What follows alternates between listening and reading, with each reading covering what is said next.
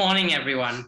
My name, as announced, is Hiteyjit Singh Gujral, and I want to talk to you guys a little bit about robotics for everyone.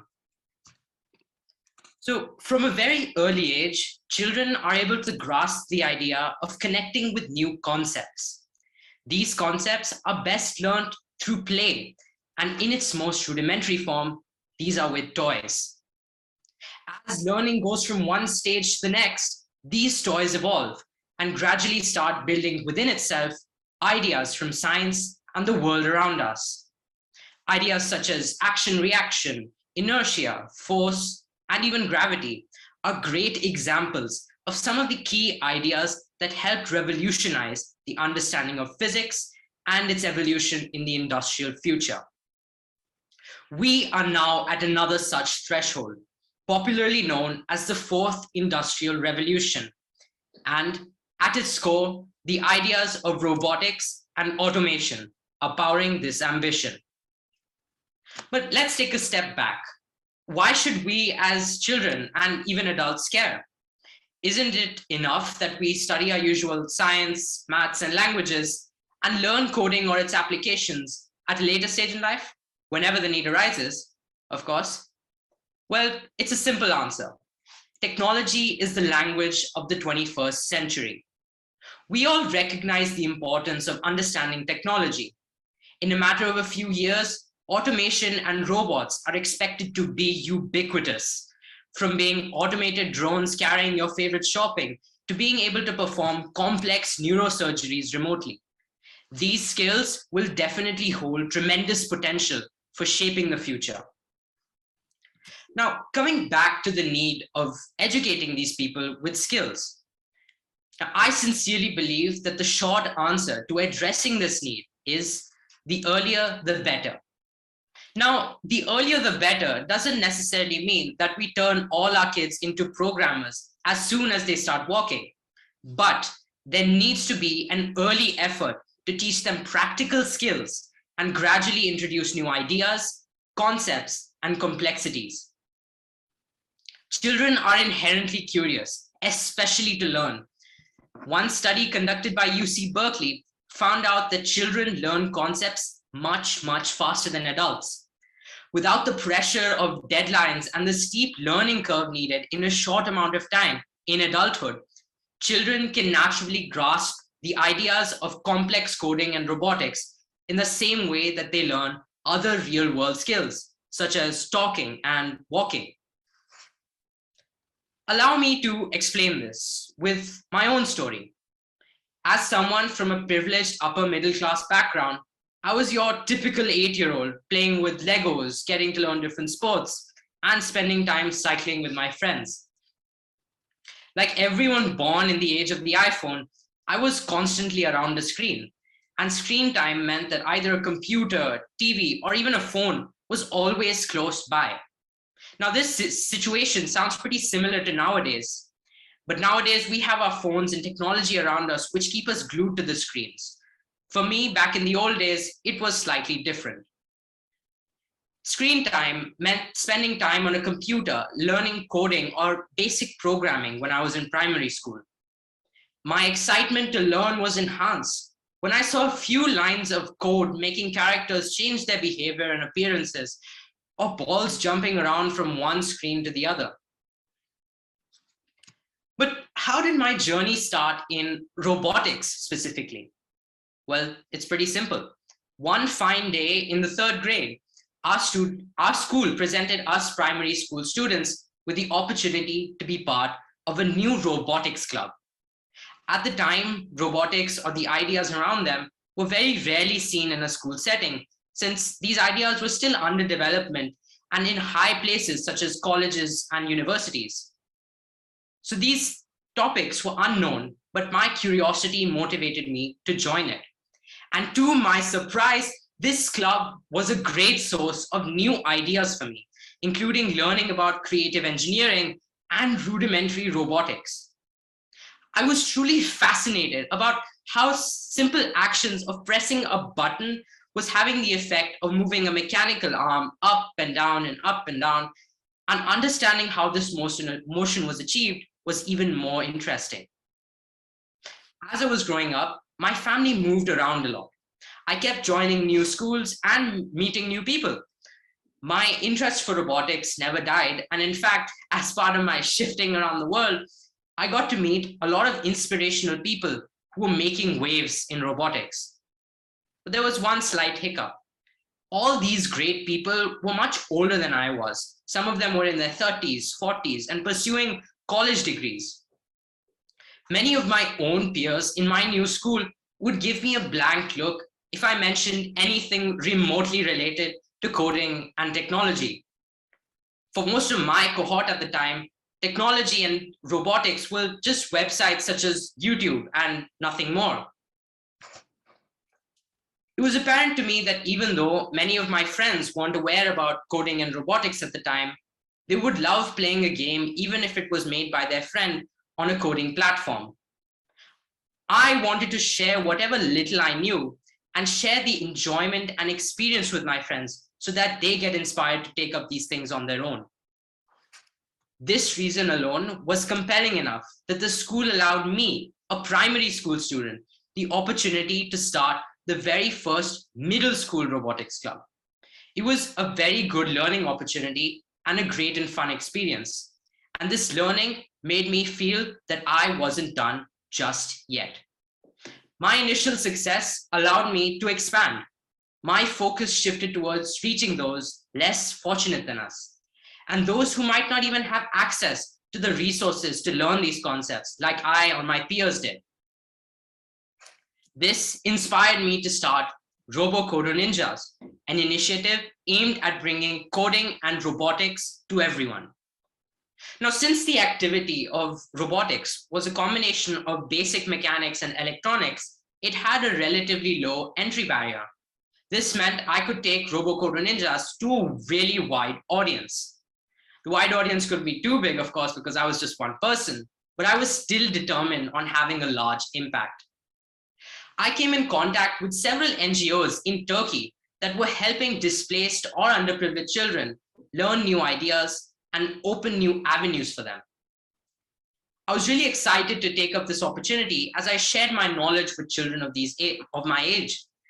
In fact, the excitement and enthusiasm of these children was such a huge motivator that even today, I'm still continuing my work with Robocoder Ninjas of teaching robotics to the underprivileged. Now, even though I didn't have the lofty goal of teaching high-skill robotics and automation at the time, which industry experts had, I had the aim of making knowledge accessible through my robots and to break the barrier of age, language, and the biggest one, fear. Age was such a big barrier since many people were discouraged from pursuing robotics because they were told they were too young. Language was a barrier because many modes of instruction weren't in their own language, making it inaccessible for them. And fear, of course, was the fear of these robots taking over their own jobs, leaving them unemployed. I was on a mission to break all of these barriers and to show that robotics is an opportunity to grow and learn. When I began the Robocoder Ninjas initiative, I didn't know what to expect, since it was honestly my first attempt to work with children from many different backgrounds. Nevertheless, I felt that it was my responsibility to share what I had learned and to help them discover their interests and passion in the world of tech. My mission plan per se was pretty simple: walking the children through practical robot building and teaching them exercises would spark curiosity and initiate critical thinking, along with basic engineering skills. My first chapter of Robocoder Ninjas allowed me to share my knowledge with underprivileged, displaced Syrian refugee children. Turkey had taken in a large inflow of Syrian refugees who were trying to escape the treacherous civil war in their country. Many families with young children had left everything behind as they tried to escape the ravages of war and extremism in their country. Through an NGO called Small Projects Istanbul, I was able to connect with several of these children. I had created a workshop structure where we would start from connecting the basic pieces and eventually be able to construct cranes, soccer robots, and even more. At the end of every class, we would hold a robot battle which motivated students to think outside the box and add their own ideas to robotics, making them successful in these duels. It encouraged these children to think independently and add ideas which came from within their imagination and without my guidance. Although only for a few hours over the weekends, I tried to teach what little or much I knew to help these kids live a normal life and have fun with robotics and Robocoder Ninjas. I was hoping that even for a few moments, their minds could move away from the devastation that they had experienced, along with creating hope and inspiration with new ideas. For me, robotics and Robocoder Ninjas was a means to share knowledge, but for these children, it was a window into a new and normal life. Another journey brought me in contact with a non-profit international foundation, which focused on a rights-based, inclusive education model for children with special education needs. Yes, I know, it's quite a mouthful, but it gets the point across, does it not? This foundation sincerely believes that education should be accessible for all, and even children with special education needs should be taught amongst normal children so that there is inclusive education for all. Now, this idea may sound normal now, but at the time, many schools in Turkey were not open to this idea and would often segregate students with educational disabilities into different classes, making it difficult for these children to assimilate and get a better quality of education that their peers were getting.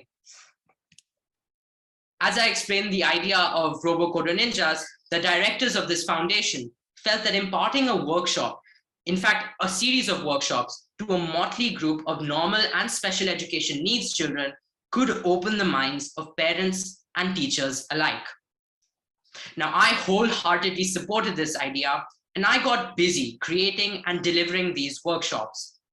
With enthusiastic and equal participation from everyone, every student was always playing around with their robot creation and masterpiece, as they called it, by the end of the session.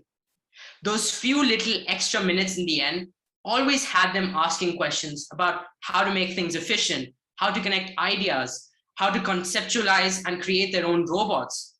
And it would honestly, every session would end without them getting a satisfactory answer, which I was myself not happy with, but they would bring their ideas and we would work together in solving their issues. Every child performed exceptionally well, which was a great motivator for parents as well, since it opened their ideas to the capabilities of their children. It even taught me a valuable lesson. Given the right encouragement and support, anyone can do wonders regardless of their abilities. Both these experiences were, and in fact still are, close to my heart and were a true eye-opening experience for myself. Even with workshops that lasted a few weeks, these children started on the journey of mechanics and robotics for life. Now, this is great, but you might be wondering, how were these children able to apply it in their own life after these workshops?